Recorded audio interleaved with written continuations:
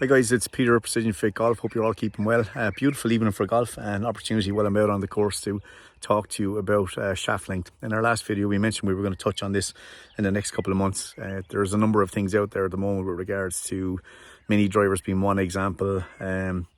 A lot of manufacturers will tell you that the reason the pros will use longer drivers because it's all about distance, but unfortunately the truth is that most professionals are using driver lengths that are way shorter than what's being sold to you in the shops. And I'm going to explain to you why you should be avoiding longer driver shafts, how a shorter shaft can help you hit more fairways and even maybe improve your scores overall.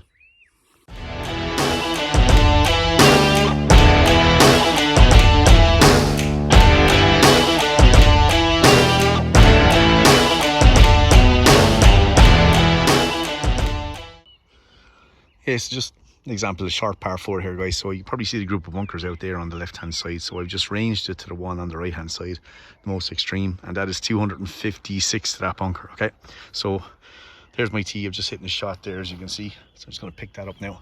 And we're going to go and have a look. Like I said, with the driver I decided to use is that I'm gone with something that's sort of middle of the road. It is an upgrade, don't get me wrong, and upgrades can make a massive difference to your game. There's no doubt about that.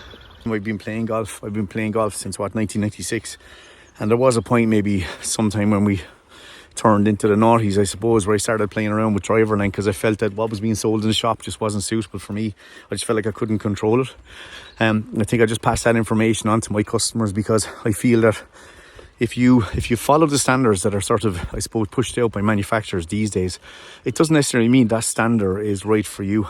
As I'm going to mention in the video you'll see shortly when we're back in the studio, and what you'll see is I had a discussion around being at the PGA show in 2016 where we got to handle the driver belonged to a Ryder Cup captain, English golfer. You know who I'm talking about.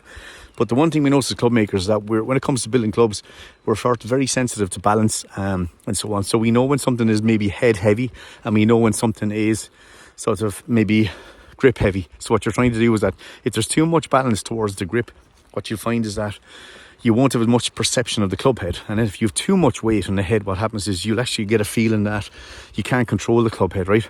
But yeah, with this particular golfer, this PGA pro, this former Ryder Cup captain, the interesting thing was that we noticed was that it felt like more of the balance was actually in the back of the club. It didn't feel like your typical swing weight that you would get in the shops. And that's when we discovered that the driver in question was about 44 inches long. Now, this particular golfer is about 5.5 feet, maybe 5'7", 5'8", and he wouldn't be the biggest guy on tour. But the one thing he wanted over everything else was accuracy, okay? So it didn't matter about how long he was off the tee, because at the time, he might have been hitting a 270, 280, which is still nothing wrong with that, right? Okay?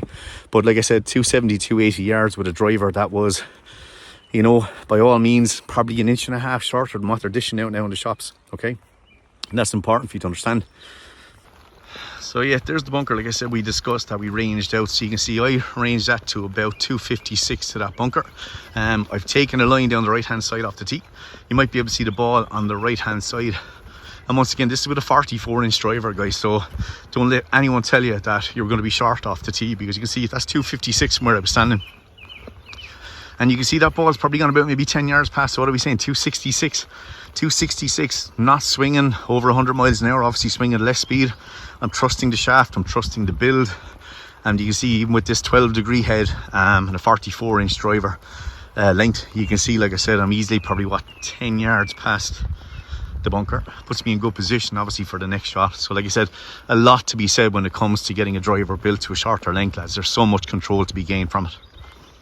There's so many myths out there in recent years that people have said that if you're using a driver that is shorter in length, you use distance. That is just pure crap, and it's basically just all to drive the sales of mass-produced product that you would usually buy in the shops, okay?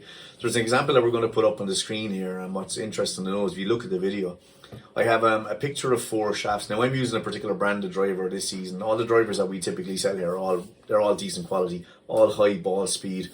They're all designed for different levels of golfers. So with the likes of Strixon in mind, you think obviously Shane Lowry, Hideki Matsuyama. Not to say that they're not a better player's product, they certainly are. They're engineered to such a high spec, high ball speed, typically a lower flight, okay?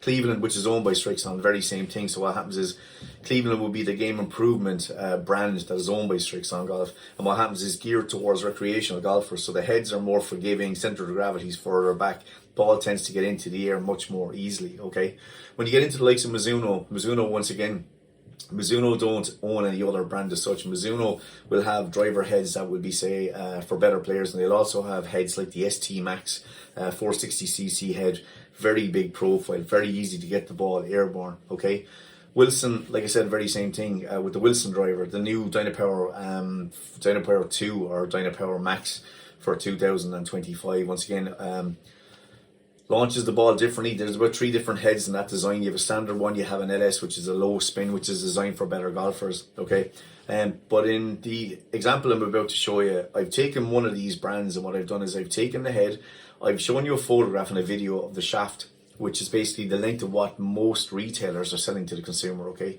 and the reason that's such a big deal is because it means that you need to create more hand speed. You need to be able to turn that club over. So obviously the longer the club is, the more energy is required to square that club face. Okay, the first image you'll see is the ball going out to the right. Okay, and that is with the driver at a length that is typically off the shelf, right? Okay, I think it's coming in maybe somewhere under 240 yards. Okay, which is grand considering the speed. Okay, it's maybe LPGA tour type speed. It's not fast by any means, but we're trying to basically see which one is becoming more accurate. Okay, the next one we have there, what we've done is we have taken a driver and we've cut it down nearly an inch more than what's in the retail situation. So we cut it down, right? But ironically, if you look at the video, what we've done is now obviously the balance has changed, and we'll get into swing weight and balance in our next video. Okay, don't get too bogged down about that. But when we cut the driver down by an inch, it improves our ability to control the driver now significantly. So now what you can see is, instead of the first shot which went out to the right, you can now see with the next shot the ball is moving straighter down range, and you're actually gaining a little bit more distance. Okay, people have been talking about driver for years. Once again, it's just hearsay. Sometimes they just be saying that, well, if you buy a driver and you cut it down, what happens is you're going to lose distance. Trust me, a professional will give up distance off the tee for accuracy any day, and that is why they use driver lengths that are actually shorter in length. Okay, when Sergio Garcia was obviously playing on the PGA Tour many years ago, when he broke onto the tour, Garcia was using a shaft called the Fujikura Speeder, which at the time was probably in the region of between 75 and 80 grams in weight. If you use a driver shaft that is heavier, and I think technology has now moved away from that, because you can even see guys with Rory McIlroy. McIlroy's gone down to like using like a 65 gram X-Flex Ventus or something like that. So you can see age catches up, but he's gone from a situation where it was Garcia used something that was really, really heavy. He had a driver that was nearly 3 wood length. And if you can imagine, you've got a 460cc head, but you have a driver which is 43 inches. It makes it very easy to control. Okay. When I get to the third example now, and this is going to go to the swing weight discussion that we've had. What I've actually done in that situation, you can see the shape is now different. What I've done is we've still got a shaft which is more or less the same weight as the second shaft. But what we've done, we've put a grip on the back end which weighs slightly less than a conventional grip. And what that does is it now changes the balance or the swing weight of the club. And what that means is that more of the feeling of the weight of the club is going to be in the club head, which means you tend to get a better release of the club head. Okay, and that's evident now, because what you're seeing shape that is actually now drawing to the left. Now that shaft, for what it's worth, is stiff flex, but because you changed the balance and you played around with the characteristics of the club, you're now losing the ball to the left. Okay, so what it means in essence, you might need to build that driver with the face angle which is more square, or you might need to build it with a shaft that's even stiffer again, because it's lighter, so you're swinging faster. Okay, so like I said, if you think about this, like I said, with regards to those examples, you can see you've gone to a situation where you're taking something off the peg, it's harder to control, you're losing the ball out to the right, in my example. If you look at the second shaft, you'll see what happens is it's a little bit easier to control. There's no loss of distance. You're actually still hitting as far, if not further. And then the third example, for people who really want a driver that's cut down to much shorter length, and I think this is why this whole discussion around mini drivers has come back out again, but I think mini drivers are just glorified 3-woods. I think they're just a fad. They come around every maybe 10 or 15 years and everyone thinks they're great. But to be fair, the driver head is the most forgiving head in the bag. And guys, if you want to use a club head that is forgiving as a recreational golfer, what you should be using is a driver with more loft, say 11.5, 12 degrees. There's nothing to be embarrassed about, trust me, all right? There's many professionals out there all using over 11 degrees, and if you do your homework and you go online and look at YouTube, you will hear a lot of these professionals explaining why having loft on the driver is paramount to being accurate and being straight off the tee, okay? So don't let anyone tell you otherwise. If you would buy a driver with 9.5 or 10.5 degrees or 10 degrees, whatever, typically what will happen is a lot of these manufacturers will have, we've discussed this before, tolerances where it could be plus or minus 2-3 degrees. You could buy a 10 degree head, which could end up being 8, it could be 9. You could be lucky enough to buy a 10 degree head, which ends up being 12, and purely because of the fact that it made it through quality control but had more loft than what it was actually designed to be, okay? So you just be lucky in that respect. So like I said, if we wrap this up again, we're basically trying to tell you that do not let anyone tell you anything otherwise, that having a driver that is shorter in length is a silly idea. It's a brilliant idea. It makes it easier to control the club, all right? In fact, I think if we were to follow modern swing weights of drivers that are being sold right across the globe, I don't think any recreational golfer would be able to actually control them, right? I think that the standards should probably change, and I think that driver swing weights should come back down, maybe somewhere between lady golfers and typical sort of professional golfers, I said, because it's all down to skill level and being able to control the club, okay? Like I said, the one that we saw in 2016, former Ryder Cup captain, held his driver in hand. One thing we all remarked was that, my God, the swing weight was just completely different to us being sold in a retail situation. And if a professional athlete like that is modifying a club to that extent where they want to have control, there's a reason behind that. And like I said, there's a lot that you can learn being a club golfer, okay? If you have any questions about your driver, like I said, there's a lot of brands out there these days. They tend to launch the ball high. Too many people are buying shafts in them that tend to put a lot of spin, and you don't know any different. Trust me, those heads are actually quite good that they can get the ball airborne. But if you put a different shaft in, which has got a lower spin characteristic, it can really change the club. So it'll give you plenty of forgiveness from the head.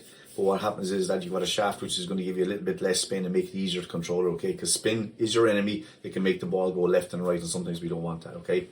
If you found this interesting, like I said, please just reach out to us. Use it, peter@precisefitting.com, or alternatively, like I said, you can contact us at any of the telephone numbers that are listed on the website. Once again, guys, do not let anyone tell you that having a shorter driver is a bad thing. It certainly isn't. There are more professionals on the tour than you know that are using shorter drivers, and sometimes when it comes to an event where you've got a course which is a little bit tighter, you'll see these guys taking their typical shaft out and putting a different one in of a shorter length. Just makes that driver easier to control, okay? Pleasure talking to you all again, and like I said, please don't be afraid to drop us a line or call to the studio, and we'd be happy to talk to you about whatever your requirements are, right? Take care, guys. Bye-bye.